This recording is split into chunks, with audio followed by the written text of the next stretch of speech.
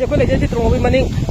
เช่นเราไม่กันคนเลยก็ตรงคนเดียวเราก็บอกว่าในไปยิ่งถ้าสมัยใช้สิ่งที่จะไม่ใช่กันนะไปไม่ได้กันคนเลยจะกันมาจังมันเนี่ยตรงจุมังจุไม่กันถ้าดันสิจังมันกันเลยดิสิ่งที่กันไม่ใช่ชนตรงสุดเลยฉะนั้นตรงมันนี่คนที่วัดสับไล่หรือที่กันตัวฉะนั้นได้สิ่งที่คนบนเจนที่ยังคนนั้นมันจะไม่ใช่ฉะนั้นคนตรงนี้ตรงนั้นให้คนเราเลยฉะนั้นเลยที่จ้างคนนั้นที่จ้างคนนั้นคนไม่ได้ยุ่งแต่มันก็เลยไม่ทราบเลยอาศัยเรามีเงินไม่ทราบเลยที่กังวลใช้เลยเขาเนี่ยเขาแค่ไปเก็บกินชิ้นเราถึงจุเขาเชื่อที่ลาก็สักที่ลาก็ไม่กันน้องคนเอาเว้ยอะดูบ่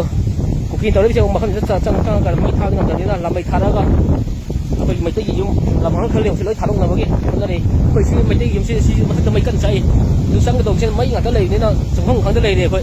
ไม่คุ้มซื้อจะกันเลยเนี่ยเราก็เราก็ได้ทำอะไรเราเป็นมันนี่เพื่อที่จะก็ที่นี่60ที่จะกันเนี่ยเราเป็นนี่60ที่น้องเช็คเขาที่ตรงทางที่เราก็ทำที่นั่นไปยุ่งสิ่งอะไรที่ถ้าตัวชุกกันเมื่อกี้มันก็เดียนเราเป็นคนที่สั่งที่เราก็ไปเลยจะเดียนที่ผมด้วยนะ